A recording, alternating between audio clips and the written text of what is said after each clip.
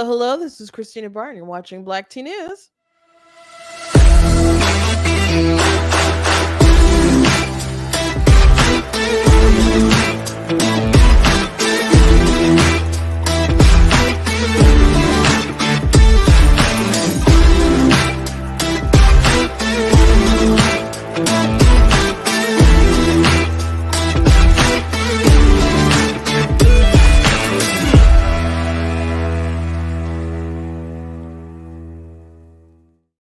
Hello, hello. Welcome to Black Tea News. I'm your host, Christina Barr, and we're going to be talking today about the news that came out.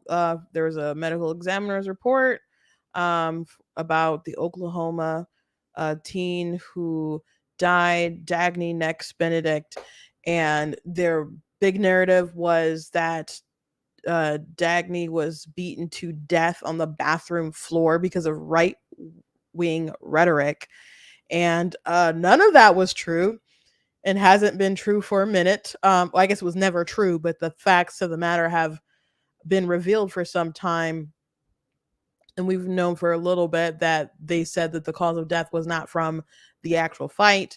And so we now know that they are ruling it a suicide, and hopefully, I'm not dinged or whatever for that word. I know social media sites are sensitive to that, but that is what happened. There are some people, they look at the drugs in the system apparently and the amount to conclude whether it was on purpose. And I don't know to the degree of how bad it was. The full autopsy should be out. They said on the 27th, but yeah, they're ruling it as a Dagny unaliving herself. But the person who spread like the huge propaganda, they're still upset. And I don't know what all sources kind of like immediately blew it up, but someone who played a big role on TikTok was Under the Desk News, and we've talked about their channel. And I don't know at what point you want to take an L on that and just admit that you spread a lot of false information. So we'll go through that once more, and hopefully we won't have to discuss this that much more after this. But it's a sad circumstance, and though I could probably guess what happened, I didn't want to kind of just be like, yeah, that's what happened, like other people insisted, because it's you don't want to. It's just a sad thing. It's a sad thing. And some people feel like, oh, the people on the right are doing I told you so narrative. No, it's important to just at least walk through the facts of the matter, because we know this was a political hit job meant to come after us using this kid's dead body. So the whole thing is tragic, but we're not about to let you also destroy us in the meantime with your activism, because you made your goals like really clear, and it's really disgusting. And I'd prefer if we as human beings could not do this again, but I know that's asking too much. Also, I want to talk a little bit about Dylan Mulvaney's music video. I had told myself I wasn't going to watch it, and then I told myself that I wasn't going to show you guys it, and then there was a part that kind of made me giggle, and I'm like, okay, maybe I'll show them this little part. So spoiler, or trigger warning, I guess. I will show you a tiny bit of it. But what's interesting though is that it's all still just a caricature of being a woman, and or girl rather, and it goes back to Dylan's very first video, and he hasn't really changed his MO. I'm totally not surprised he has a song out though. I figured that was eventually coming. And also I want to show you guys this TikTok of this person who I guess deconstructed and left the Christian faith, and they have a pretty interesting conspiracy theory on the church and their manipulation. So I just want to walk you guys through it. So before we jump into everything today, I want to encourage you guys to go to blacktnews.com, check out different content on the website, articles, videos, etc. If you like what I do here, please consider leaving a donation at blacktnews.com /donate. If you like what I do here, yeah, you can support there. If you're watching on Facebook, you guys can send stars. For watching on YouTube, you guys can do super chats. You guys can look at articles and so on. Drop your emails on the mailing list.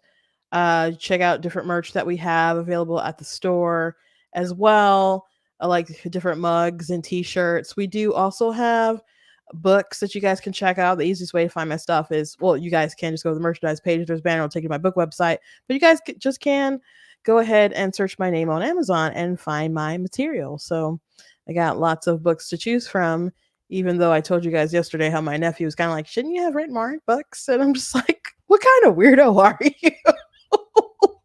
with the judgment. Anyway, um, I was on the radio this morning with Justin Barkley. So if you guys follow him at all, which he's a good conservative guy to listen to, he's also a Michigander. He's from the West Side, and I'm from uh, like the Metro Detroit area. And so sometimes I'll come on his program, and I should have him on sometime on mine. Um but we chit chatted about the State of the Union after it had happened last week. I reached out to him, and he was actually there. So I'll have to get the full story of how that was. He talked a little bit about it. He had me laughing quite a bit just about the whole situation. But we talked about I guess mainly what I've already shared with you guys, that Biden was heckled and all kinds of different stuff, but he perceived the energy that he gave. He was very divisive. Americans did not hire him to be divisive. They thought he was going to cool the temperature, bring things down, restore sanity, adults back in charge, yada yada yada. That was the Biden pitch. If you believe that pitch, you didn't know too much about Biden, and you were, I don't know, a naive voter, low information voter. I don't know. But he really did not attempt to unify. It was a campaign speech, and a really negative one at that. And uh I remember what Justin was talking about. He's saying like he it was like 45 minutes before they even addressed things like immigration and so on, and before he's talking a lot about how many chips are in a potato chip bag. And then he just started ranting about other things that he like thought maybe he'd bring up and stuff, and it was just funny. But anyway, you guys can go back and listen to that show this morning if you're interested in hearing that segment. Maybe I'll take it and clip it or something. But Biden also came to Michigan today, and I guess it's a good thing, and not good to have him around, but that people feel that they have to come into Michigan to campaign, because it does reveal that it's on the table. If people ignored states, you know, people get around, but when they ignore your state, it's not really in play. But Trump made Michigan in play, and a lot of things. I think there's the right kind of setting for Michigan in 2016 to be in play. And then Trump really spoke to some blue collared workers who were willing to, I don't know, defy the UAW and go over and vote for Trump. And there's a lot of love for Trump in Macomb. Still a lot of love for Trump in Macomb County and stuff. So Joe Biden is really trying to appeal to Dearborn and those kind of areas where there's like a high concentration of Muslims in our state.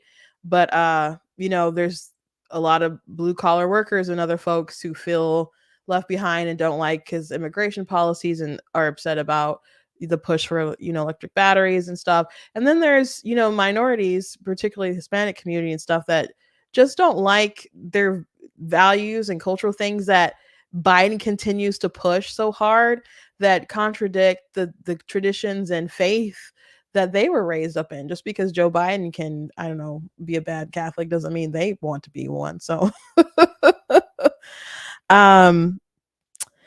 anyway, we had a good conversation, so you guys can go ahead and check that out. So anyway, let's get into it with the next story. So Dagny Next Benedict. Next is the name that uh the non-binary name. I'm not doing the I don't play the pronoun game. So and it's interesting because when we watched the surveillance video of Dagny talking to the police officers about the fight, they referred to Dagny as Dagny and used female pronouns, and Dagny did not throw a hissy fit. So um after Dagny passed and the family used like the normal pronouns, I guess, what you would use and the legal name, people bullied them online to the point where the family was like, please don't, we were learning, we were growing, please don't bully us the way that Dagny or Nex was bullied. And it was just really insane how they to see that happen. um so they had to change the GoFundMe page, but the original narrative and how well, I guess I learned about it because Libs of TikTok was pointing out that people were blaming them for the death of this child. And Under the Desk News is a a social page person on TikTok. They have other media, but mostly I think the following is generated on TikTok. And originally, I think some people thought that they were kind of middle of the road or just kind of deliver the news straight, which I, could see through that. But then they say people are like, all of a sudden there was a left turn. I'm like, I think you could kind of see the turn coming, but we were already on that path. But um, there was some blatant stuff that came out that was really one sided. But this particular story, it was right wing rhetoric contributed to the beating to death of this non binary person on the bathroom floor from three older girls. So that was the narrative that was pushed. Other TikTok lefties pushed that narrative, Jeffrey Marsh being one of them. And we went through Jeffrey Marsh's Rolling Stone article where he made it basically all about him and his experiences on TikTok, which people came after Jeffrey Marsh because he's a creepy guy and formed a Patreon.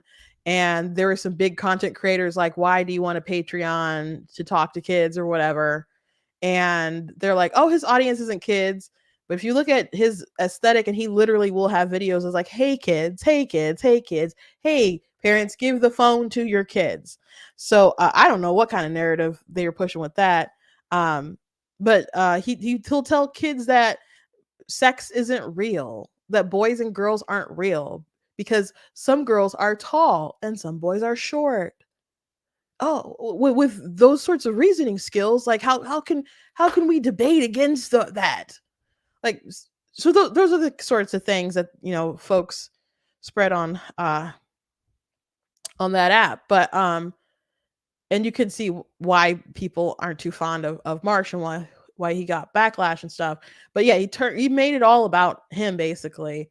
But they wanted the blame to be pushed on Libs of TikTok, uh, and the different laws that were passed, and different activists went on TV. Let it be known that their end goal was to have the influence of the right wing people who are passing bathroom bills and so on to be diminished. They wanted us, like, superintendent fired. They wanted Chaya, who's a over the Libs of TikTok, to be kicked off a library board thing. And I don't know why they have her on it, to be frank. And I don't I think she'd probably stay on out of spite, I guess. But I don't really think that she probably should be. I don't see the point in that.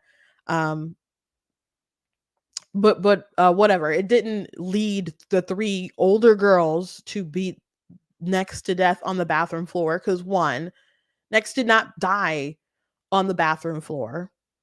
Next died the next day.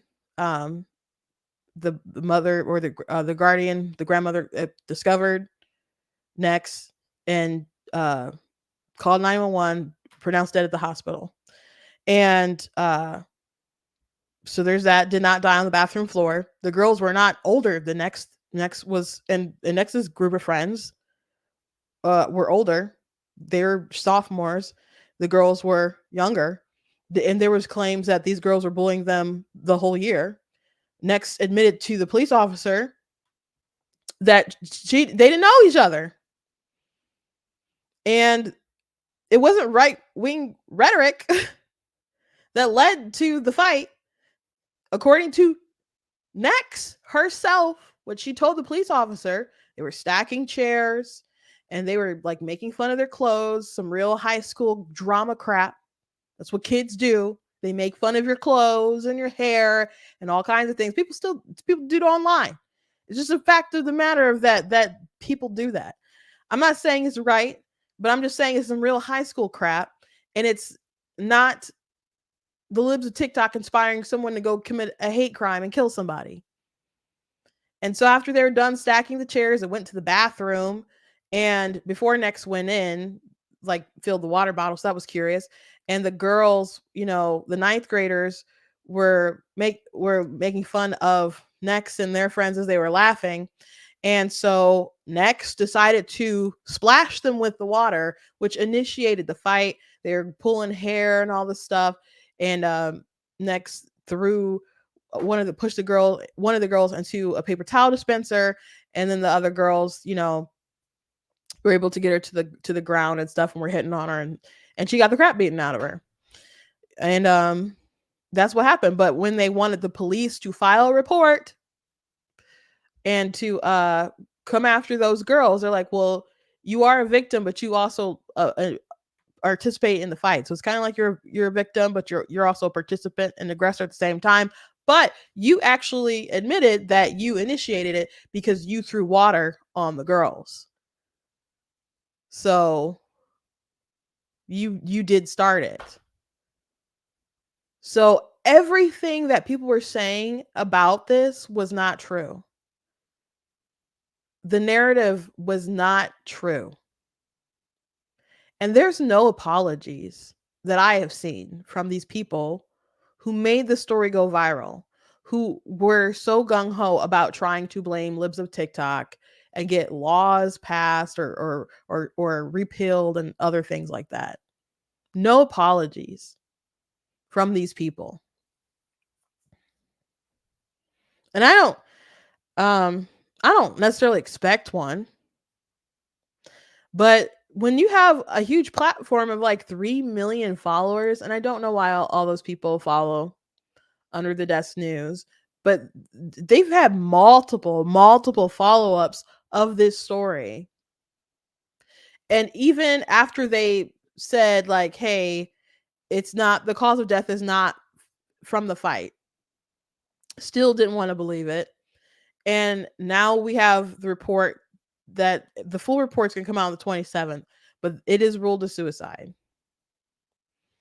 And what I can find, it's of things like Prozac and Benadryl.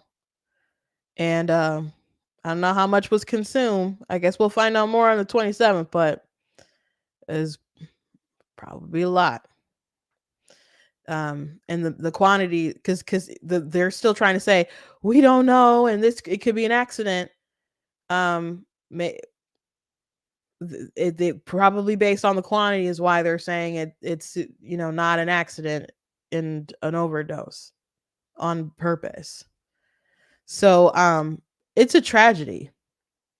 It's tragic to lose someone that young. It's a tragedy for the family. It's a tragedy for Dagny's friends.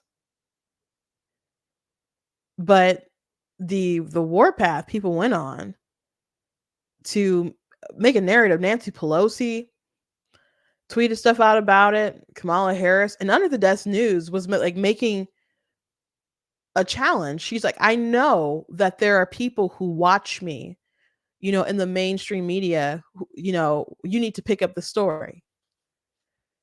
And not only that, when they were telling their 3 million followers, like, if you know these girls, don't make content about them, don't dox them, but report them to the police. I was pretty sure the police probably knew those girls who were in the fight. Um, but if you don't know the identity of the girls, how can you be so certain that they were inspired by Libs of TikTok to beat someone to death? Oh, it was just a narrative. So now you have um the goalposts, or the narrative has shifted a bit, and there was one trans activist um named Ari who said that every trans death is a suicide. Um Let me just share that with you guys. Ari is a dude who likes to go into bathrooms and hike up his leg. I mean female bathrooms, and take selfies like he's conquered the mountain. Every trans suicide is a murder. Remember next, Benedict. I mean, if you want to go the route of no one really has the right to take their own life like that, there's we are all um God's creations, and we should live out our natural life and not take matters into our own hands. But I know that's not what Ari here means. Ari means that um we're going to always blame someone else. And I don't know how bad the bullying and stuff was from other people. And ultimately I'm assuming they never found a letter. Because that's one thing that hasn't been part of the story, so, with any sort of reason. So we're speculating a lot. Uh but man, apologies are owed to those girls. Um I had posted something about it last night after the news came out, and there were some people from Owasso who was like, man, these people have caused so many issues for our community for blowing up this story and creating these false narratives. And there's so many people who are being harassed. The school was being threatened over all sorts of lies.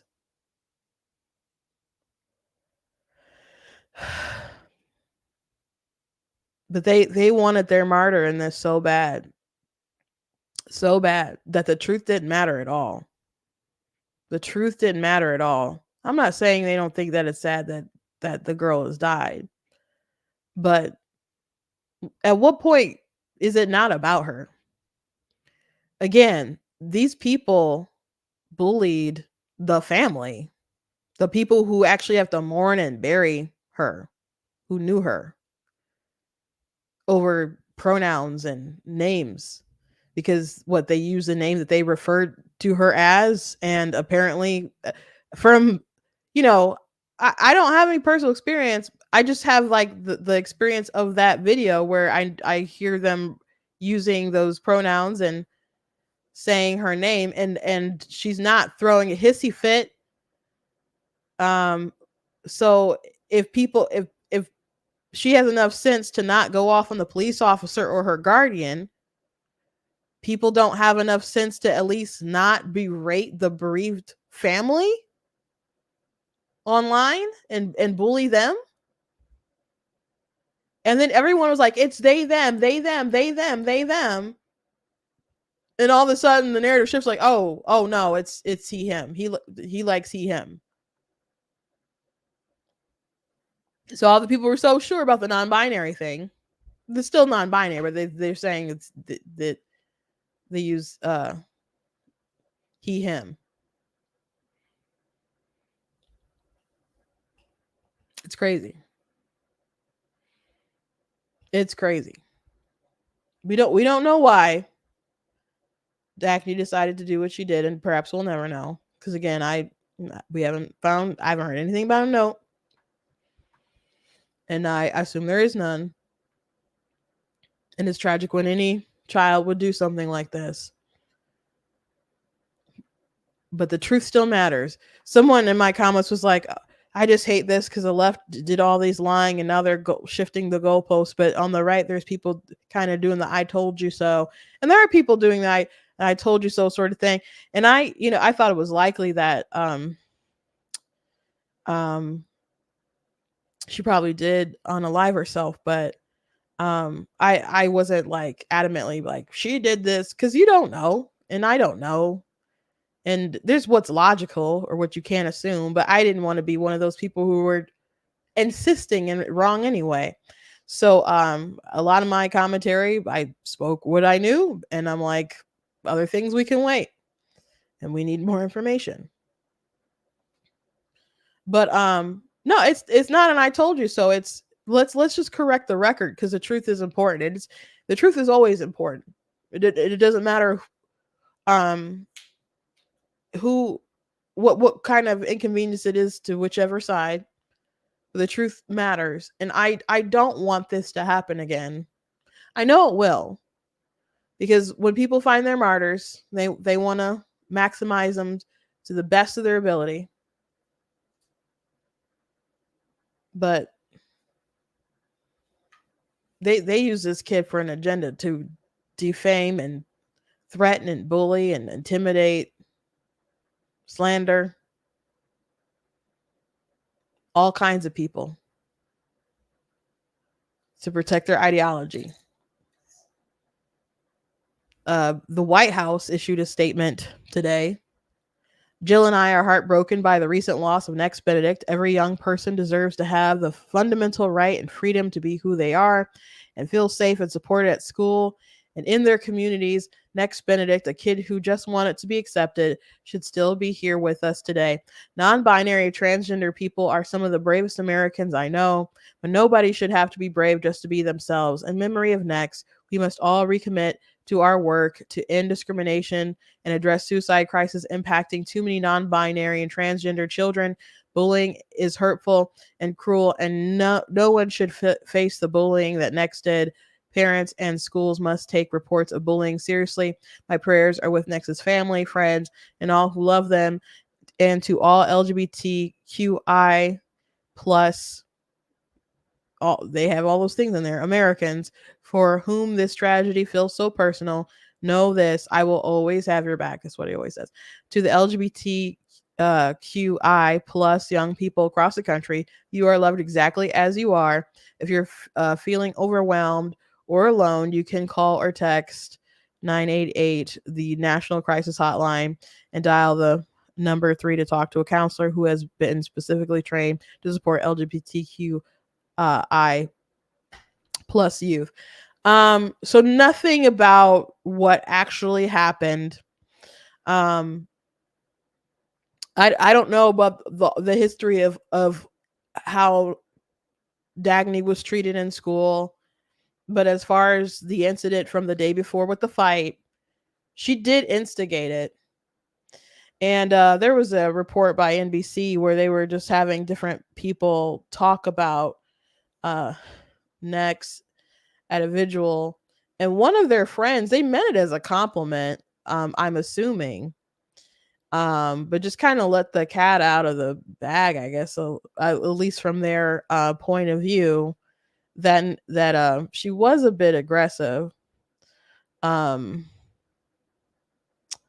so let me find the exact line.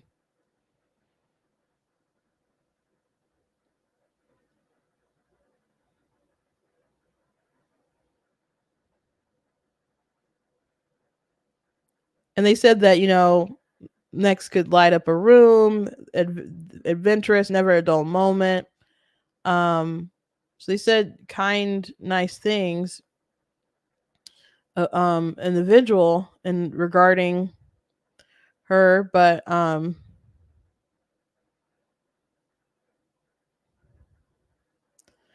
they were always someone who was never afraid to be who they are. Ali said it was like wherever they went, you were going to accept them. And if you didn't, that was your problem. And they were going to make it your problem. They were very confrontational. Um, so you can't make people, I mean, Biden said something, I think, about like everyone deserves to be respected. And the truth is, that it sounds like you're making a demand of someone else's emotions and their mentality, and you're not owed that. You know, you can't control how other people perceive you. You can't control how other people accept you. No one is non-binary. Um, so to ask people to just go along with that, I would say, is a very hard ask, and a moral one. And even and you could say, well, what about their mental health? There are other underlining things that this kid was on other drugs. They need to be treated for um their anxiety, depression, whatever else was going on with them. But there's a lot of people who have underlining mental issues, and then they're like, oh, is this why I'm like this? And they'll tack on gender identity stuff, and then that becomes a lot of who they are, and then they demand that everyone else jumps on that train. And ultimately there's a lot of people who doesn't make, happier. um and if people don't jump on the train, it makes them, it's hard for them to deal with that. But whatever is internally going on needs to be addressed, but not running into the arms of the gender identity movement.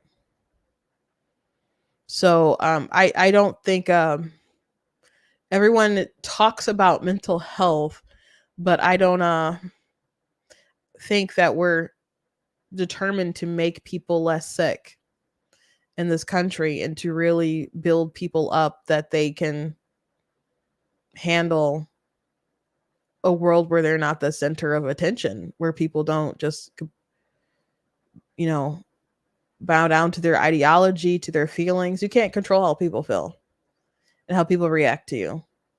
You just kind of have to learn to deal with it and to deal with difficult people. There'll be people who will be by your side, who will support you, that you'll fight for. There are people, people who fought for her, people she was willing to fight on their behalf of and stand up for. But to the people who don't like you, you can't control them. So that's the story.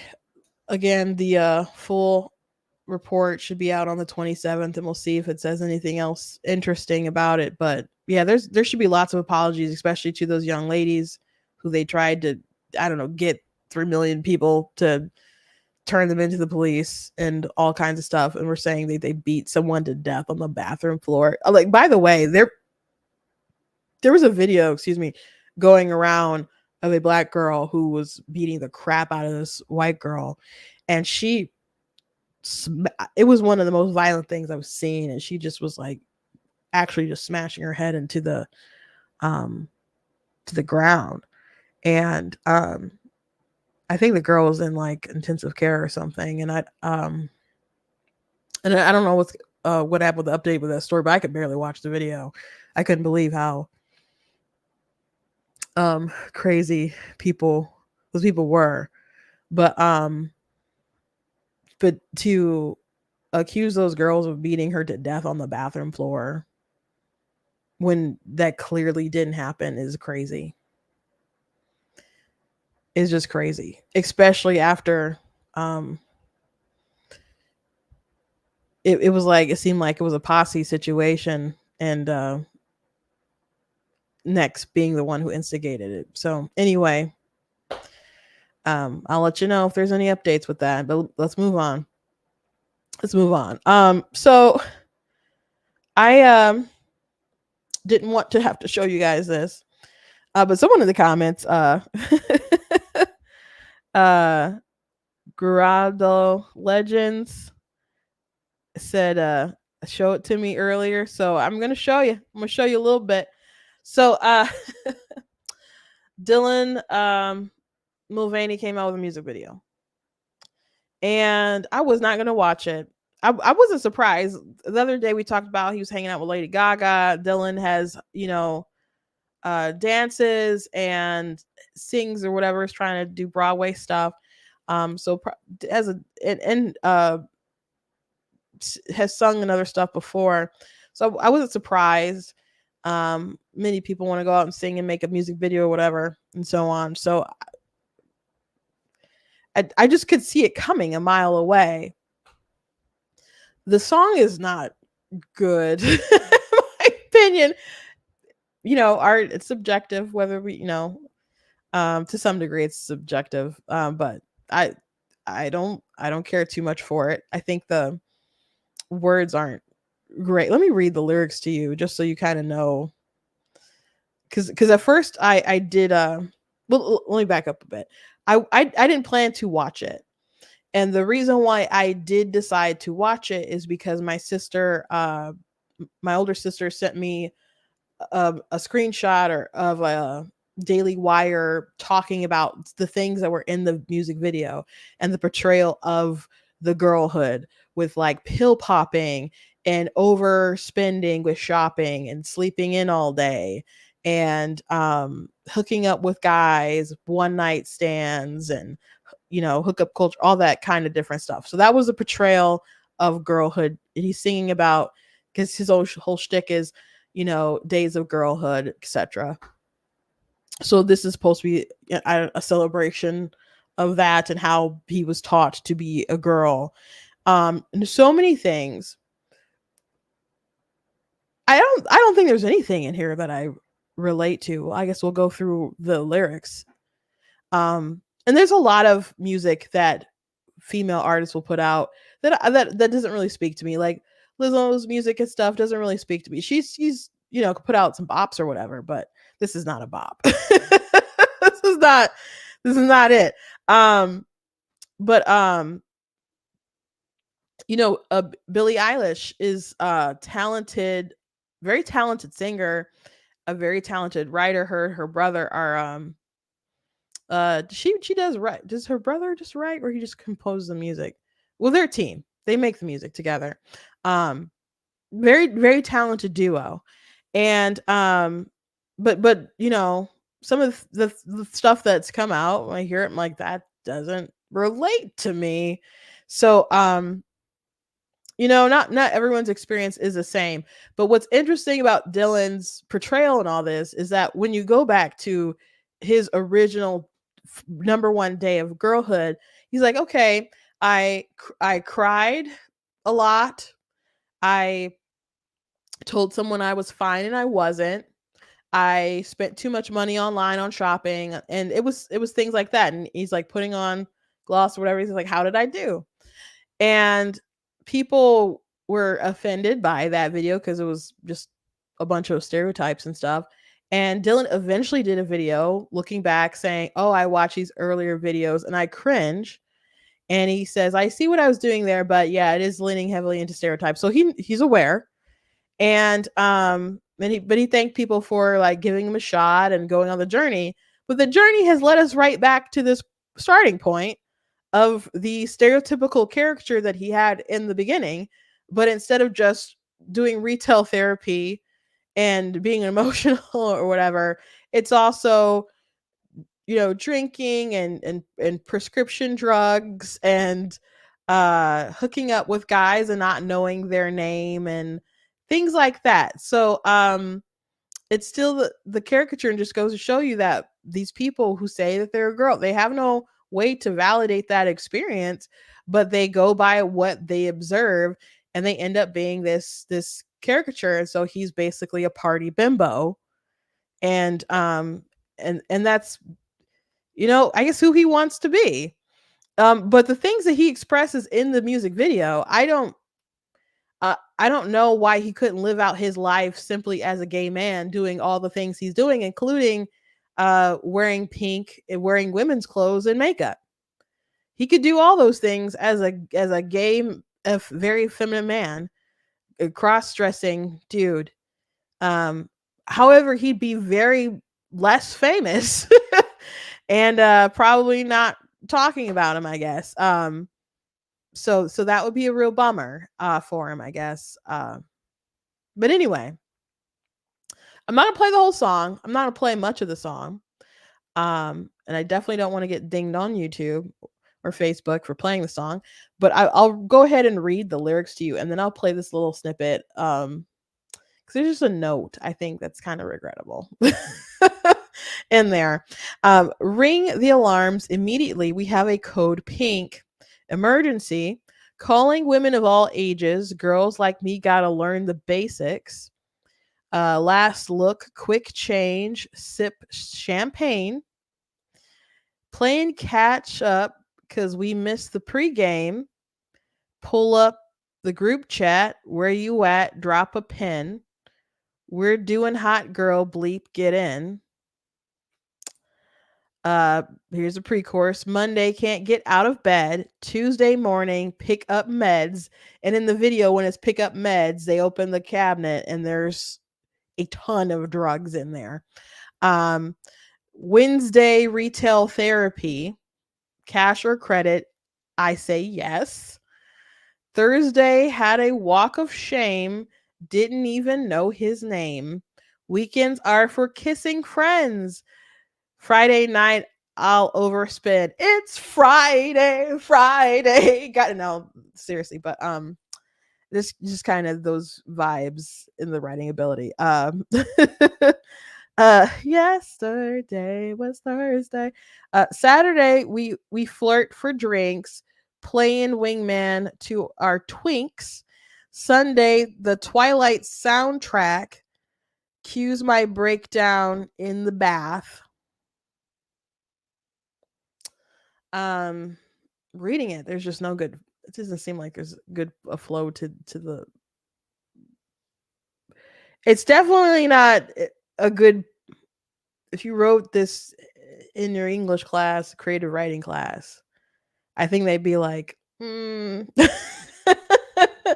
uh, these are the days, these are the days, these are the days of girlhood, these are the days, these are the days, these are the days of girlhood. Every day, every night, rise and shine, they're all mine. Thick or thin, I'll be all right. Got my dolls by my side.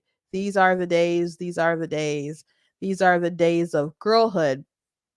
Hot girls to front of the line, linked arms, no stress, because we're dressed up to the nines. Mini skirt, it's below my hips. Dye my hair blonde, pillow talk on my lips. Boys on the dance floor, it's finally clear. The patriarchy is over.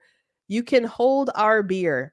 That was the only line that I was like, it's not clever. And of course, dude, you are the patriarchy. You're just in a dress, but you're still like, you know, wanting women to uplift your ego and threatening them if they don't comply and all kinds of different stuff. So yeah, you're still the patriarchy. You're toxic as ever, the most toxic version of it there is. But the whole our beer, I obviously I think is a callback to the whole Budweiser situation. So I guess it was a nice play on the whole situation, making fun of the whole thing, I guess. But back at home, we replay the breakup, stay up all night, fall asleep in our makeup. That is the most relatable thing I've read. Not not partying, staying up all night. I fall asleep with my makeup on all the time. Um Mom brought me into the world. Sister taught me how to girl. Best friend coached me how to text. The boy toy that I'm dating next. Girls who helped show me the way. They're why I'm at it girl. They're why I'm an it girl today. And then it goes into the these are the days, these are the days, and it ends with a love ya. So those are the lyrics there. of the song. So, um, let me go ahead and play for you um the segment that I wanted to share. And hopefully this doesn't get me a ding from YouTube, but I'll repeal it if I do. I'm just gonna play this a little bit. You guys can look this up if you want. I'd find it if you don't want to give him the view, you can find it on TikTok or whatever. But I'm not on TikTok. On repost it on Twitter somewhere. But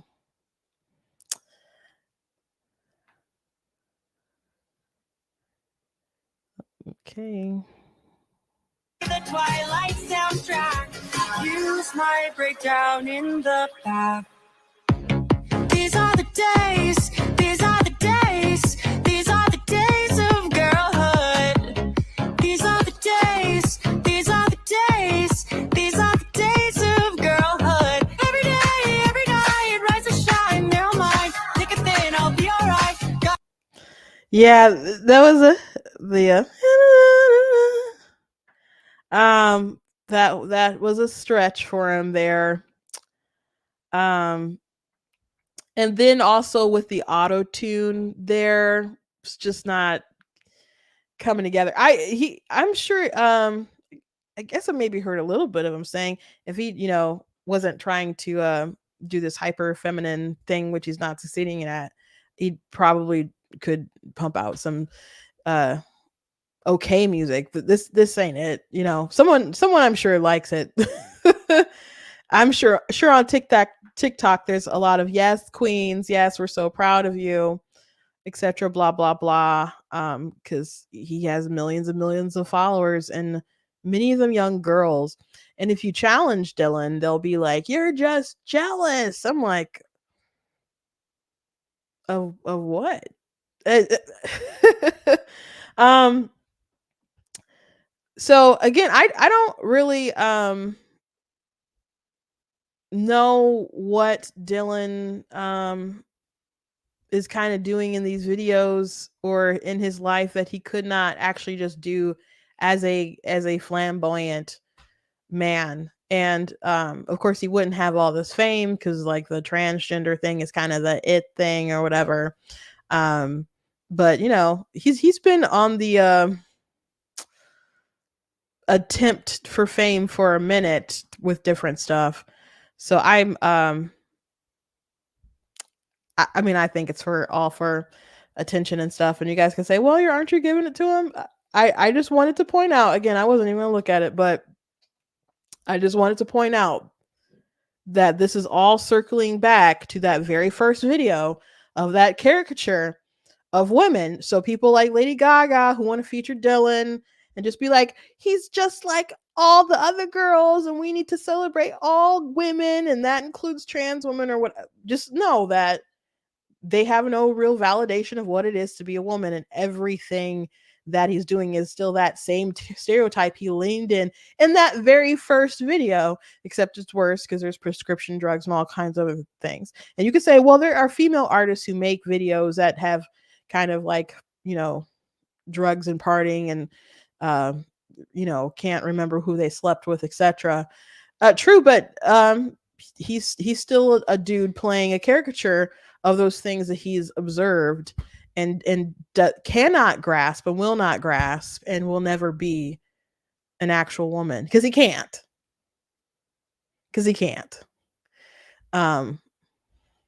Anyway, last thing I would like to share with you guys, and it I do want to say, like, some of this stuff is like so up there with, I think, what a very gay man would do. And I'm like super effeminate gay man. So anyway, moving on. Last thing I want to talk to you guys about. I already shared this on TikTok. I edited a reply, a pretty funny reply to this video, but I wanted to just talk about it, some thoughts myself. So I'm going to go ahead and share this video. I'm going to try not to pause it, and I'll just get all my thoughts out. at the end. But this is someone who's deconstructed from their faith of Christianity. I do not know anything else about this young woman. This is the only video I've seen. It went pretty viral um recently. My sister had told me about it, but I had just kind of watched her video yesterday and some replies to it. So I just wanted to share because it is one of the most bizarre conspiracies about the church that I have seen. And I think many of you will probably agree.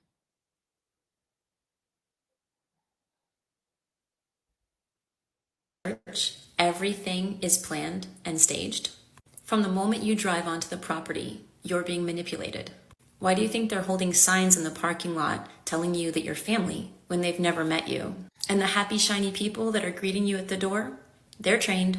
And if you're a first-time guest, you're gonna get swag, you're gonna get gift cards, maybe even free coffee from the church cafe. Then there's the pre-service music, the countdown, the worship set, the transitions, the announcements, the offering, the message, the altar call, the dismissal, and your exit. All planned. I was on a worship team and we had a green room. And we were told to not stay in the green room before the service and in between services, but to go into the lobby and talk to people to make people feel connected so that when they see you on the stage, they can relate to you. And to make sure that that worship set is clean and there's no hiccups, we've already done a run through. We've already practiced the entire set several times. One time I was doing a special song after the message, and during the run through, the lead pastor was watching me to make sure that I was doing it the way he wanted. And it wasn't even a worship song, it was a song to be performed. So I was sitting on a stool and I had my eyes open. And so he comes over and tells me, you need to close your eyes so that people are feeling the moment. And so I did, and it gave the vibe that he wanted. During worship sets, worship leaders are told whether they can say something, when they can say it, and how long they have to say it. And the pastors have rehearsed and rehearsed their sermon like a speech, even down to the pause when they're gonna get emotional. All of it is structured to emotionally manipulate you and make you feel like you belong. Because if you feel like you belong, you'll be more willing to serve or to give free labor. And you'll be loyal and you'll invite your friends and continue the cycle. And all of this for one reason. Money, baby. Okay. So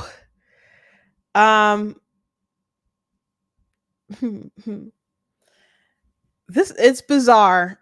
When I see videos like that of people who've left the faith or just other takes that they have that are so bizarre, I'm just like, you ain't going to heaven over this. Like over this misunderstanding. Um yes, people have schedules. Yes, people kind of try to control the order of the service. Yes, people try to do things in a timely manner. So maybe you're not having a 4-hour service or whatever. Trying to be mindful of people's time. Yes, sermons are like a speech. I mean, you are basic you're it is a speech, is it not? That you are giving a lesson to the people. So you want to make sure you have your scriptures and illustrations or whatever in order uh, as you're delivering something to the people that hopefully blesses them. Um, yeah, people, you know, yes, even things like offerings are can be talked about because there are needs for the church. She talked about lightings and all that kind of stuff. We don't have that kind of fancy stuff at my church, but everyone has a budget, mortgage and the lights and all sorts of stuff. So yeah, people do talk about offerings and fundraising and like how much they need to raise here, etc. And um you know uh they do ask you to give. That's just, a thing that's obvious. Um, and it's interesting. I saw a video of people complaining about uh where all the ties and stuff going and stuff, and someone broke it down and they talked about the mortgage and they talked about cleaning services and other stuff. I'm just like, our church has never had cleaning services. We just had volunteers or whatever. You know? um but yeah, some facilities are really big or whatever, and they will have paid staff to do that, or even if it's not too big, maybe they'll have paid people to come in and clean like that. And most churches are not big mega churches. Most of them are small churches that if they had to start paying property taxes and stuff on their, you know, church, they probably wouldn't have enough money to exist. So and people are like, oh, I don't feel comfortable paying, you know, into a mortgage that I don't have equity in. And I'm just like, you know, tithes are usually paid by the members of the church. So if you have an issue with how you think your church spends money, why are you going to that church? Like you could attend and not give.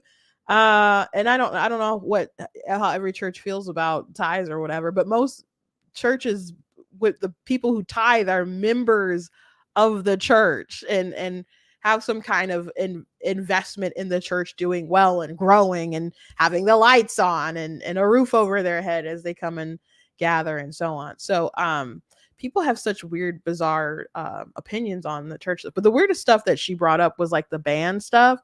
Yeah, people practice and they run their sets, and they, you know, at my job, you know, at the church, I'm over like the music, so I mostly will pick the songs that we're going to sing. And mostly when we have a new song, it goes through me. You know, I'll be like, nay, yay or nay. You know, I usually don't fight people too much when they want to sing a song or whatever as a group. But that stuff flows through me. You do want to practice so you don't sound a hot mess while you're singing, because if you do mess up, people will be worshiping in the crowd. All of a sudden, they'll be like, you just kind of take about the spirit all of a sudden.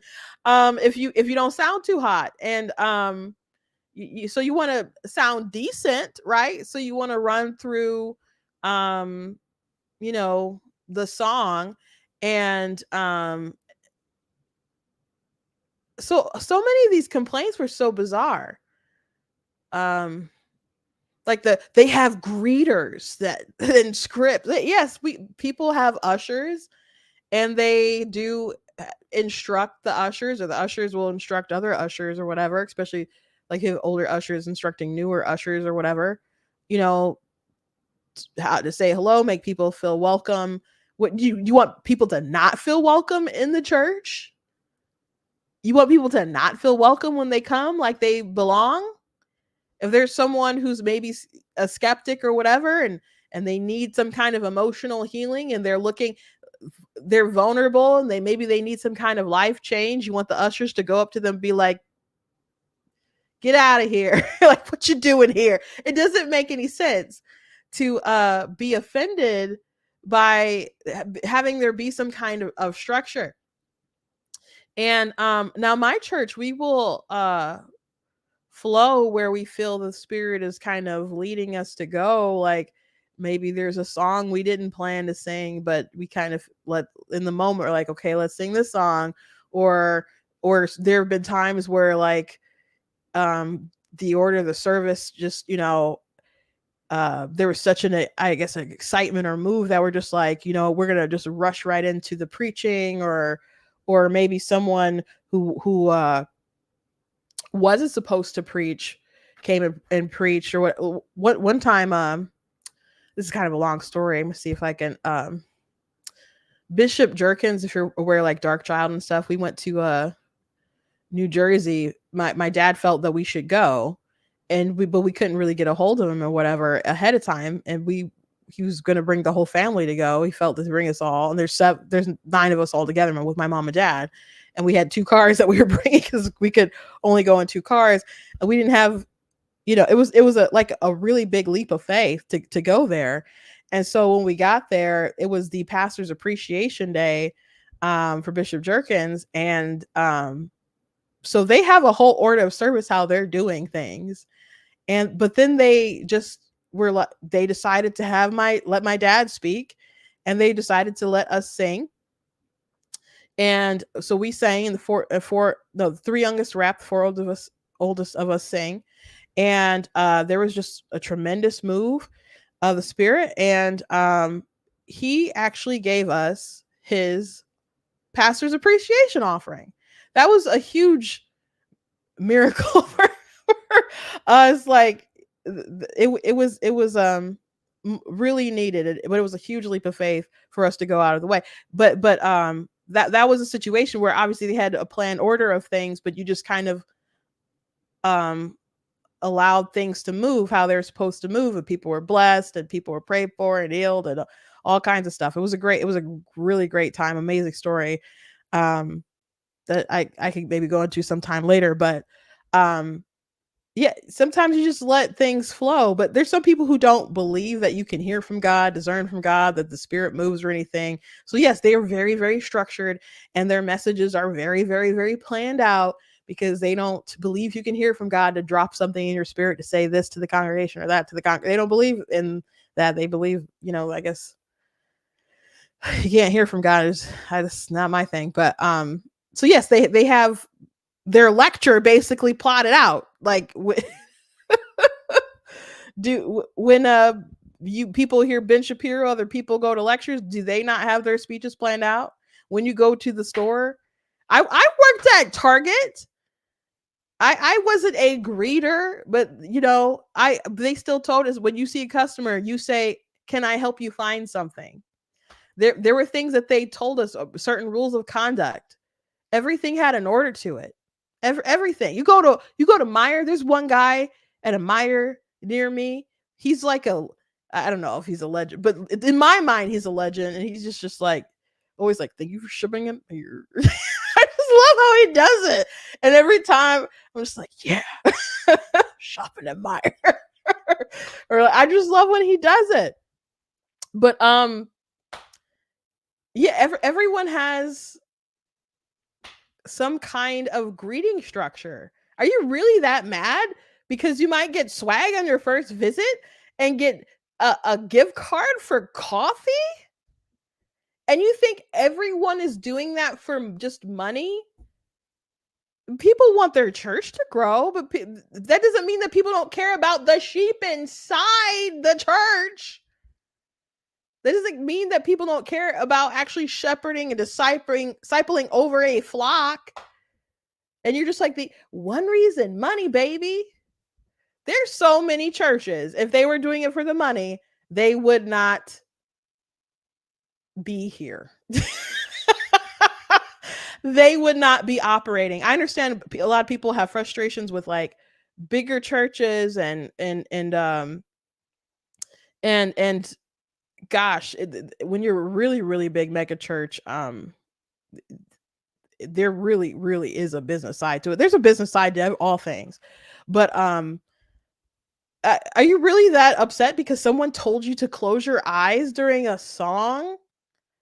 Lots of when I was a when I was a kid, well, I was maybe a bit distracted.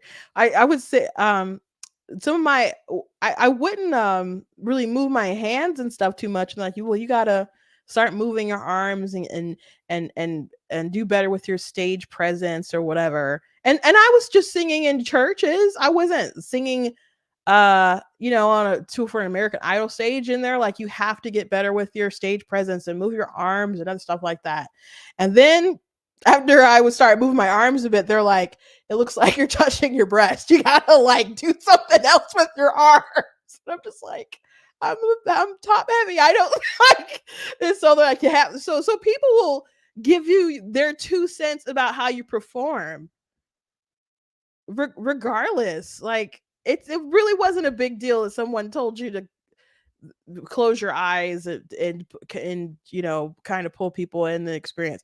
Now I know there's some people who just are like, oh, the people are just so focused on the emotionalism or whatever, and I don't want people to just be tuned into the emotions, and there's kind of no gospel or spirit or whatever involved in what's going on. But this, I don't know what her church was like or what was the condition of the church. She really didn't say anything in that video that was too awful, but to pretend like it's some kind of revelation that churches have schedules. Yes. we don't our churches we start at 1 o'clock on Sunday, and we can run to 3 very easily, and we don't want to run to 4. So we are looking at different times. We talk about who's going to talk, who's doing communion, who's, and some of it is, is just kind of flow of the day or whatever. And but and some other people are like boom boom boom boom boom with their structures and stuff, far more structured and organized than I guess our church would be. But like, get over yourself. That is bizarre. That is bizarre. That is bizarre. But yes, churches want people to feel welcome. And the last thing I think I want to mention before moving on is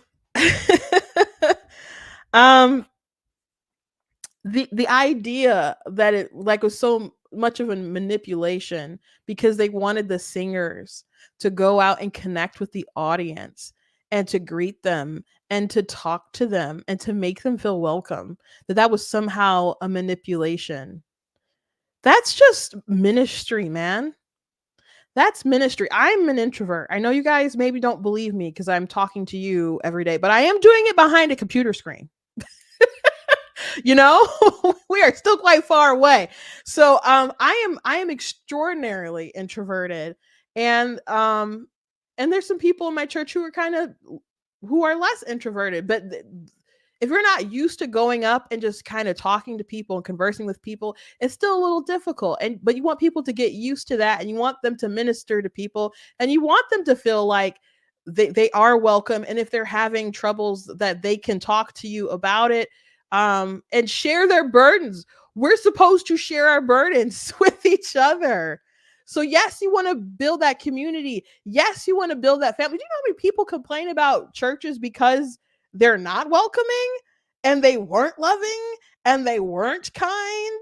And this woman is upset because they wanted the singers to go out and mingle and not stay in the green room before service. There's so many churches don't even have a green room. Like I'm I'm in the front row just waiting to be called up.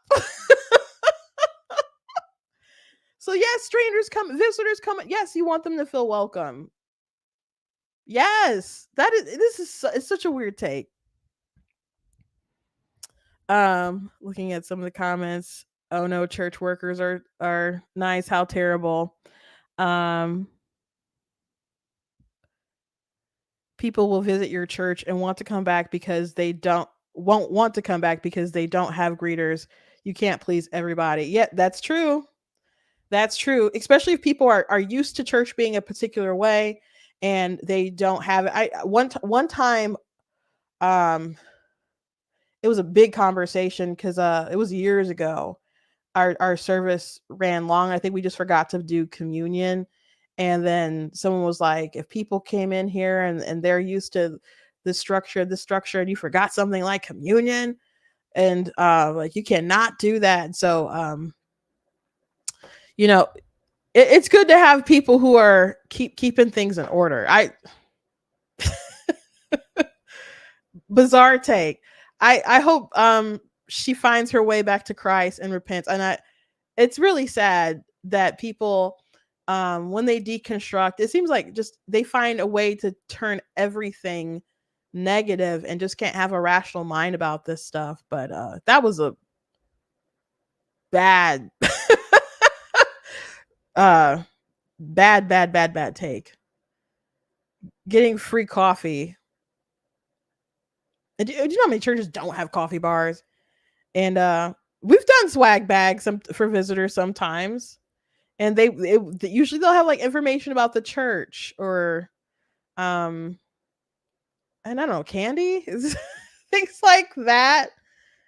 Um, but apparently you're doing those sorts of things just for money, not because you want your church to grow, because you believe spreading the gospel is your great commission and discipleship is just something that we should be doing, and encouraging the people in the church, building up them so they'll go out and labor over people outside in the world and equip them, with the knowledge and help them get to a spiritually mature place where they can, go out and continue the mission. Though it's just for money.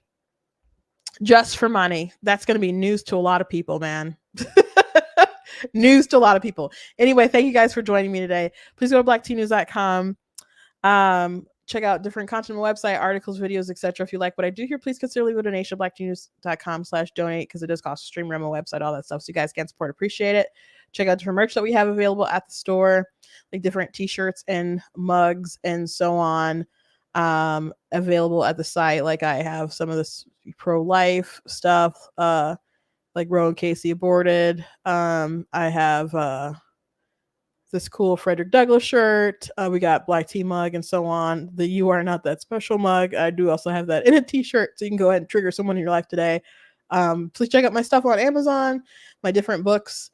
You can just search my name, Christina Albar, but if you go to the merchandise page on the website, you'll find more information there because there's a banner that's taking my book website as well. God bless you guys, and I will catch you all tomorrow.